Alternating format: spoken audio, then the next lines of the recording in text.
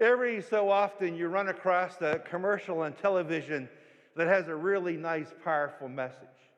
5 years ago, State Farm Insurance had a commercial that captivated me. I thought it has this powerful message, and I remember showing it to you 5 years ago because I just thought that message was so powerful.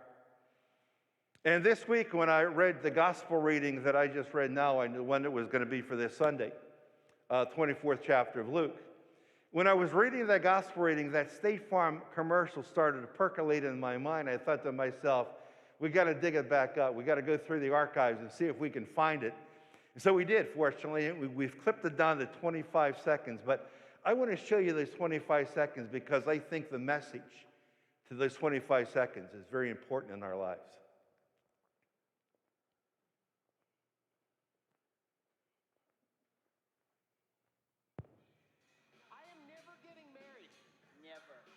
Guaranteed.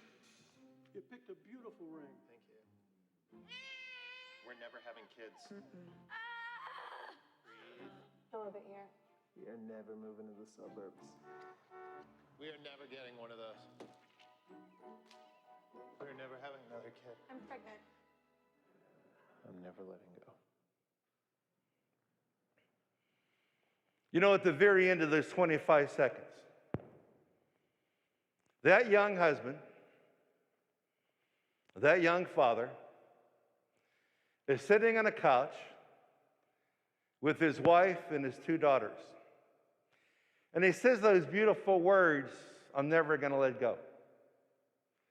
Because he understood at that very moment, as he's there with his daughters and his wife and on that couch, that his whole world is right in front of him on that little teeny weeny couch. In this big world, everything that matters, everything that means so much to him is right there. And if he could just hold on to that moment, he would never let go. Those are powerful, beautiful words. He says sometimes in life we fail to realize, we fail to recognize what is right in front of us. We fail to realize the blessings, the gifts that God has given to us. And when we make that tragic mistake and those blessings one by one are taken from us, sometimes then we realize just how blessed I were at a time that I didn't realize how blessed I was. And that's what goes wrong in today's gospel reading for two disciples. Let's take a look at a few sections out of chapter 24 of Luke. We're going to look at verse 13 and 14, and eventually 36 and 37, again, 24th chapter of Luke. The setup is this. On the evening of the first day of the week, that's going to be a reference to Sunday, two disciples of Jesus are walking to Emmaus discussing the things that had taken place. And while these two disciples were still speaking about this, he, Jesus, stood in the midst and said to them, "Peace be with you." But they were startled and terrified, and they thought they were seeing a ghost. You see, these two unnamed disciples, they lacked the gift of recognition. They didn't realize who was right there in front of them, which was Jesus. You see, these two unnamed disciples, Jesus handpicked these two disciples out of the 12 he handpicked and never realized that Jesus was standing in front of them. I mean, think about it for a moment. These two unnamed disciples, they spent voluminous amounts of time with Jesus. They had many meals with Jesus. They watched Jesus walk the road to Calvary. They watched Jesus be crucified. They watched Jesus take his last breath. And 3 days after those tragic events of Good Friday, Crucifixion Friday, 3 days later, as they're walking to Emmaus, Jesus stands right in front of them. And they were startled and amazed because they thought they were seeing a ghost. They didn't recognize and realize who Jesus was. You might be saying to yourself, well, maybe he changed in appearance. Maybe a metamorphosis that occurred. Maybe he looked different after the resurrection than he did before the crucifixion. And biblically, Jesus Christ looked exactly the same. He looked exactly the same in appearance. His hair was the same size. He didn't shave. All those things were the same.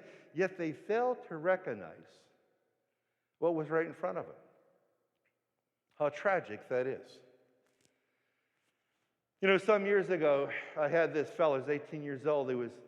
He called me up and he came to my office and actually had made multiple visits. And he was dealing with despair and depression. He was only 18, but he came in for some spiritual guidance. He was trying to discover what's going on in my life. Why do I, at 18 years old, Why do I feel so depressed? What's going on in my life? And see, he was coming in for about an hour, hour and a half at a time. And it was probably visit number 5. There was a eureka moment occurred in his life. As we were talking spiritually, trying to draw from him and out of him what was going on in his life. Why was he feeling as horrible as he was? Trying to figure out the root cause of that. Then all of a sudden, he blurted out something that was for him very profound and yet at the same time extremely painful. He yelled out and screamed that I'm a disappointment to my father, to my dad. And I said to him, what do you mean by that? He said, well, I am not the son my dad ever wanted. How do you know that? He said, because in my entire lifetime, my dad has never once looked at me. And if he does look at me, I could tell that his eyes are looking around me. They're looking through me, but he doesn't actually look at me. He kind of somehow circumvents his view around me. And all the years of my life, from the time I was little to all the way to now, my father never once said, son, I love you. He never told his son what he meant to him. So the son concluded, I mean nothing to him. He never said, I love you. He never looks at me. I am not the son that he wanted. And he considered himself a failure because he's not the son his dad wanted. And he left my office and we made another appointment. It was a couple days after that. I get a call to the emergency room, and I was on call at the time for the emergency department. So I get down to the emergency room and they tell me what room to go in to anoint a fellow that was in a motorcycle accident. I got into the room. To my surprise, it was this young man. Now, he would survive. He had 2 broken legs, a broken pelvis, and a lot of scarring around his chest. But fortunately, he had that helmet, and they believe that really helped him to survive. And we were having a nice conversation. As we're having a conversation, his dad walks into the room. And he stopped talking like that. And they simply just looked at each other for what seemed to be an eternity, probably maybe only 20 seconds, but it sure felt like a lifetime. And eventually, his dad walks over to his son, and he looked at his son, and he says, son, I got so worried when I heard you in that motorcycle accident. I was told to get to the hospital as fast as I could. I was positive that you didn't make it. He says, son, I would lose my life. My life would fall apart if something ever happened to you. As he's saying these words to his son, I'm watching the son, and I could see these river of tears rolling down the son's cheeks out of his eyes.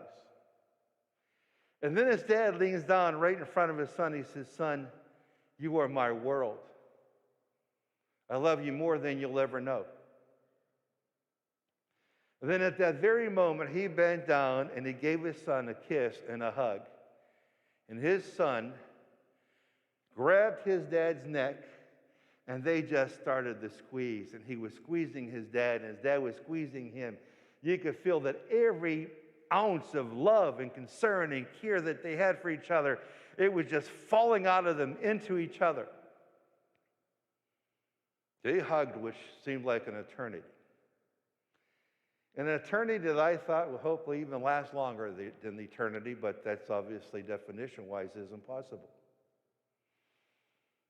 And after about 15, 20 minutes of just hugging each other and crying, both of them, the father got up and got out his hanky and started to wipe off his eyes. And you know what his son said? Despite the fact he destroyed his motorcycle, despite the fact he had 2 broken legs and 1 broken pelvis, despite the fact he had a lot of scarring in his chest, you know what he said to his dad? He said, Dad, this has been the greatest day of my life. And his dad says, how can it be the greatest day of your life? Look at you. He said, Dad, because I have waited a lifetime, my entire life, to hear you say to me that I love you, to have you look at me, because this is the first time in my entire life you looked right at me. This is the first time in my entire life you touched me. This is the first time in my entire life you said to me that you are my world. I can't imagine living my life without you. He said, Dad, this is the greatest day of my life. Just watch that video again, because to me it's so impactful. And that last line, we're going to repeat it when that young man says out loud, I'm never going to let go.